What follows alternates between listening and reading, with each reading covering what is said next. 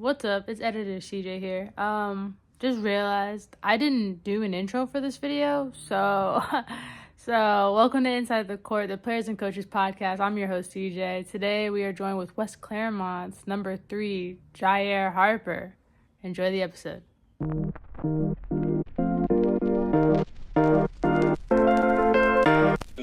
Our school wasn't too known for basketball. We doing good this year though. Yeah, you putting them on? We all, me and Carson Duke. Okay. And Sean.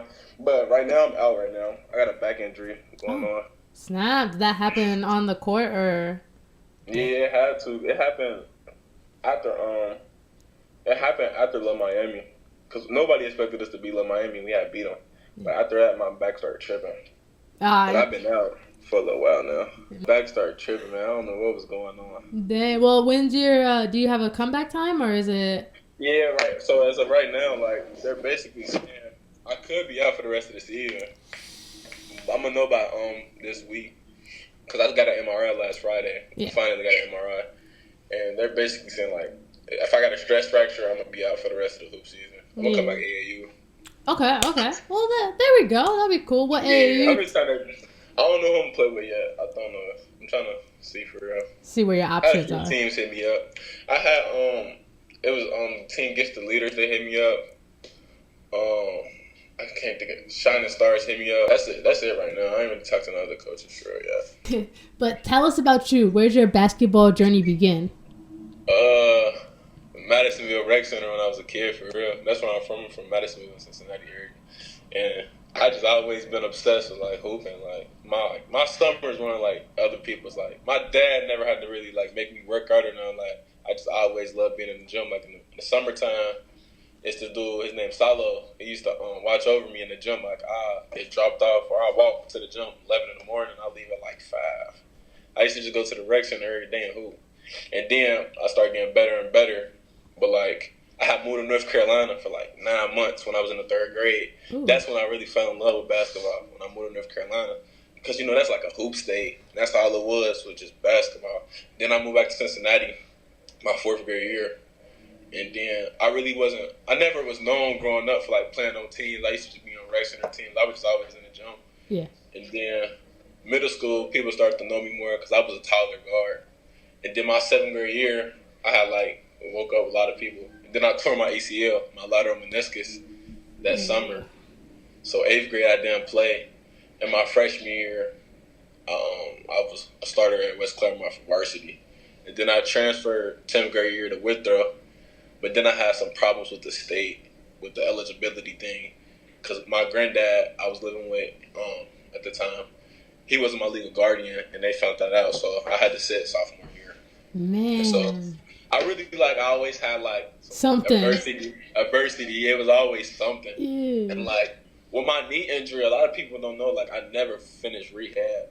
So my freshman year, I was a little hurt, but I still was playing. I did pretty good. But I just always kind of battled adversity. My journey's always been a little different.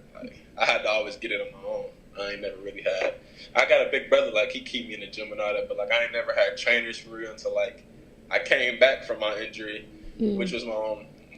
Her name is Tiana. She goes by Good Buckets Training. She's in Columbus. She's a real good trainer though. She put me on to the small details and stuff, but I always just work, head down, work. That's why but I really don't never care to have a name. I just love hooping, Yeah, you're in it for the passion of it. It don't matter what happens as long as you have the ball in your hand and you're doing something.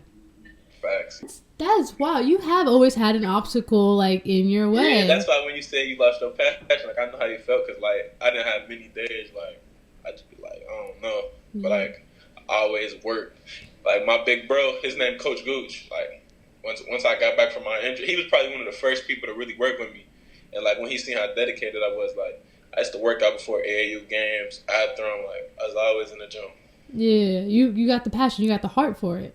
Yeah, I don't know. When I'm not hooping, I don't know how people don't work out. I go crazy. I can't stay in the house. How are you doing with your rehab right now? Because you're not hooping. Okay. Yeah, right now they got me on. I can't really do nothing because it's a back. So once I get my MRI back, I'm gonna go to. That's when they're gonna send me to PT. But as of right now, I just been chilling.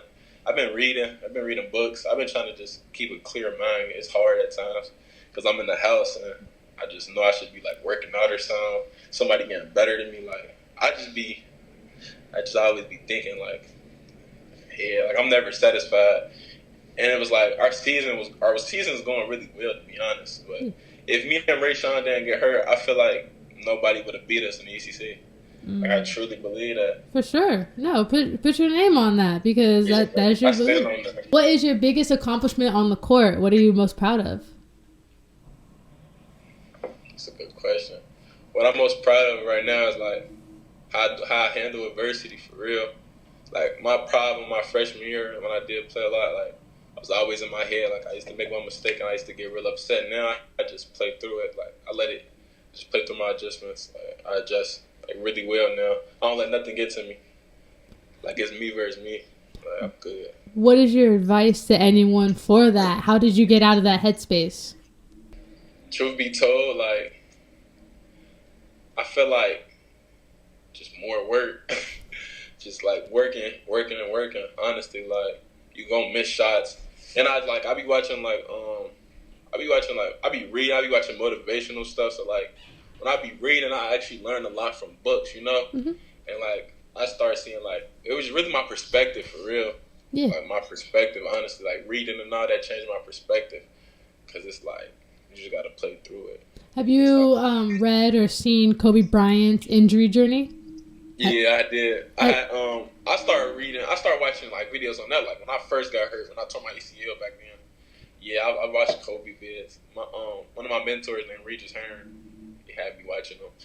But truth be told, like when I was hurt, I really was watching his Bones Highland. I was watching his grind because he kind of getting blackballed right now. Like he worked hard. Yeah. But he hasn't got the credit yet, you know. Definitely has not gotten his flowers yet. Yeah, I be feeling them. Like I just always gotta keep working. For sure. It's hard being like not known at times though, especially when you know you're working. Yeah, and you're putting all that work, you're doing it all, and you're still not getting that flower for it. Like man, but then it makes you want to work harder because you're like something. I'm gonna get this. Yeah, I just now how I be seeing it like God, like he tests. Like when I got hurt, I didn't take it like why me? Like why did I get hurt? I took it as like the reward coming sooner than what I think. Yeah. Like God, like he wanted to test to see if I'm ready for it, you know? Yeah. I don't never take it like whatever I go, like all my lessons, like all my like losses, they not lost, they lessons. That's how I take them, you know? Yeah, always thankful for the blessings and thankful for the lessons. You feel me? That's facts. Yeah. Do you ever feel or ever get into that headspace of all these obstacles? Like, man, maybe God's trying to tell me this isn't the right sport, or maybe God's trying to get me to get up, or is this keep working, this gonna pay out? Like yes. So back to that, I think it's a test. Like I think that's him testing me to see if I really want it. Cause like I think the reward gonna be so big when I get to wherever I get that like I need to go through all this. Like it's gonna make me who I'm supposed to be in the long run. You know, that's how I take it. So I think it just him testing to see how bad I really want it. Has these tests strengthened your connection with God? Yeah, facts for sure. That's awesome. Yeah, for sure. Cause like I feel like sometimes like when I get in that mode, I'm just focused on strictly basketball. Yeah. Sometimes I do need to like tap back in with him. Yeah, and that's maybe his way of saying it, for sure. Especially with you being in the house all this time, for sure. It's just some people look at it as bad, but it just maybe look at the bigger picture. Maybe God's just trying to say, "Hey, lock back in with me real quick, and let's go together." Figure it out. Yeah. Okay. Is there a significance in your jersey number? Oh yeah, right. Yeah, number 3. Mm-hmm. My granddad, he passed away this year, September 3rd this year, and I just wore 3 for Grandpa this year. That's like my granddad was like, my dad's in my life, like he's like he take care of me too. But like my granddad, he was just like that's my world. That was your foundation. Like, yeah, when he passed away, like I lost a part of myself for real. Honestly, like it hurt a lot. So I just wore 3 for him for real. Through this basketball journey, are you also strengthening your connection with your grandpa? Yeah. Yeah, like, truth be told, like, this might sound weird, but, like, even though he passed away and all that, like, I be feeling like he with me still. 110%. That's exactly why I framed my question exactly how I did. He may not be on this earth, but he is always still in your heart. Yeah, like, my games, like, I be don't know. I just feel him with me. Like, I can hear his voice. It's creepy, bro. Like, my granddad, though, like, he's seen the journey I was going through. And, like, when I used to get railed down, because I'd be lying to you if I said I didn't get down and I didn't want to quit. Like, when he used to see them days, me coming in, working hard, walking back from the gym, 30-minute walk there and back. It's raining. I'm getting rained on. He just see, like, bro, keep working. I used to, like, keep stacking days, grandson. Yeah. Nobody used to tell me that. That's what he used to always say, like, keep working. Like, I promise they're going to see it, so that's what I always did. And when he passed, it just made me go harder. Like, it ain't break me, it made me, you know? Exactly that, too. It did not break you, it made you. Describe a time when you made a clutch shot in a high-pressured situation. It was this year. We played Loveland. It was the second game of the season. It was, I think it was the fourth quarter. That was the third quarter, but, like, and when we were playing at Loveland, the refs were, like, terrible. Like, the officiating was crazy. And it was tie game. And I came down. I was on the right wing. And my coach was calling the play. And the dude stepped up and I crossed him. Got the N1 layup. And that shifted the whole momentum. Like, whole momentum. It was clutch bucket. After that, like, I knew we won. Yeah. For a fact. It was just solidified right there. Put the stamp on it. I got in a flow state. I got hot. Yeah. Got real hot. How do you channel your frustrations when the refs' calls are not going your way? Now I just don't. I don't say nothing. I just, like, if I want to know what I did wrong, I ask them politely. I never come at a ref with no type of aggression because that makes it no better. Yeah. Like, I kill them with kindness, honestly. Like, you gotta just talk to them because they're humans at the end of the day. That's how I see it. Like, they might not see everything, you know. Mm-hmm. So I come at them correct. I still give them the ball, polite. I just talk to them for real. That's all. Refs make mistakes too. Sometimes even just how you treat the refs can shift the whole game. Facts. So. No body language, no bad body language or nothing. I try to keep a calm face, like, even when they're wild. Like, can't even say nothing. Talk about it later. Like, yeah, facts. At that just team dinner. How important is team chemistry to you? I feel like team chemistry, like, is really important. Like, I feel like if you and your team don't got that click off the court, it's gonna be like, it'll be a little harder on the court too, you know. Like, I feel like team bonding and all that is really important. And, like, I know that for a fact because, like, the most successful programs, like, if their players off the court are really close. Like, my guys at Aiken, like Baby J and them, like, their teammates, they real close off the court, but when they on the court, that make their chemistry even better, I feel like. Aiken is just a whole different other breed. Their team chemistry is off the wall. That's what I'm saying. Like, but they always with each other off the court too. Like, yeah. So. Is there a coach or an athlete that you look to that inspires you? I got a lot of them for real. But, like, in my life, my big brother inspires me. He used to play basketball too. But, like, yeah, he the reason I go hard. Like, when he keep me going. Always keep me going. Because he's like, what I've been through, he done been through. So whenever I need somebody to talk to or I'm trying to figure something out, I'm not gonna lie. In my life, I got people I can depend on for, like, basketball, like, and even outside of basketball if I need to talk.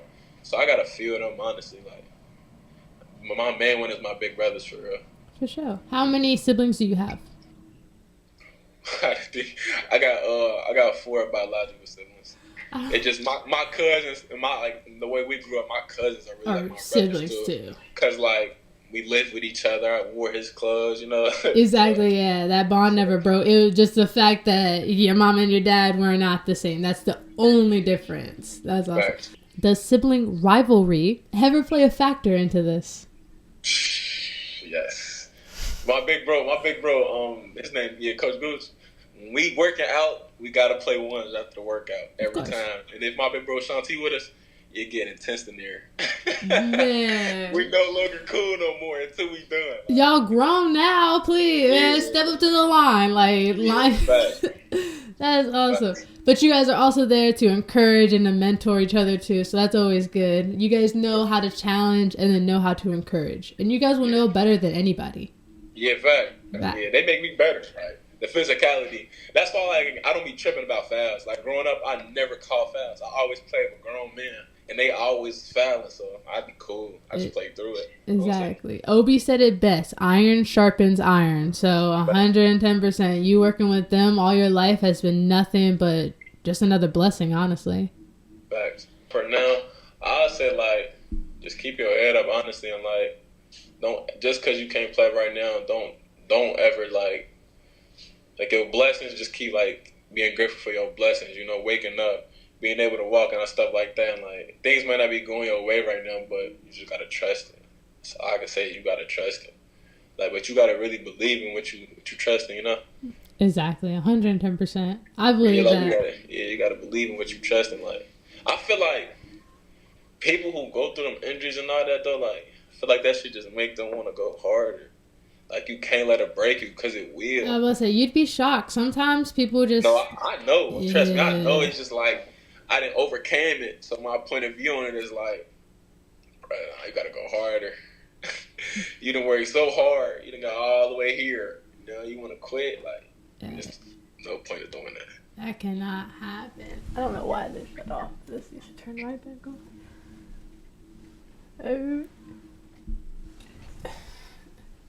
Okay. Hang on. I don't know why that shut off, but I hope it recorded. Can you imagine we did this whole interview and it didn't even record? Truth be told, I wouldn't even be mad. I know, right? I actually really had fun. It did record, thank you, Lord, but I don't know. It may have just skipped a question. I'm totally fine. But this was a really good conversation. I'm not even mad. Yeah. But we are gonna fix that. Make sure I look good again. Awesome. Well, we can still continue. Awesome. What is your goal for 2025? Just put on a name for myself and keep working. You know, getting better 1% each day. Honestly, just getting better each day. 100%. And I wish you nothing but the best in all your journeys, your injury journey, your journey in the basketball life. I appreciate that. I wish you the best too. I'm gonna keep supporting for sure. Oh, dude, and this isn't the end. Even no matter what, I hope the best for the MRI. But no matter what, AAU comes around, you already know who to hit up. That's how I took it. Yeah, that's how I just see it. It's like it's the bigger picture. Exactly. So, and now we done strengthen our connection. So now AAU season, you can hit me up whenever. And hey, I'm at this game. For sure. And I'll be around Spooky. I'll be around Spooky a lot this year. So I definitely see a lot of us in the future. So I appreciate having you on the podcast. That's going to be it for today's podcast. Make sure you follow Jyaiire on all social media platforms posted down below. Wishing you the best in this season, in the AAU season, and throughout your whole life. Thank you for being on the podcast. I appreciate you. Peace. For sure. Are you excited for this upcoming season? Can't wait. There we go. We got a countdown. That's when I get to be myself. What are you excited for AAU? For being yourself? How are you going to do that? My AAU coaches, they let me... The AAU programs I go to, you see a lot of AAU programs where they just score. No, my AAU programs I've played with, they just let you... They're not selfish. They let you develop how you need to develop.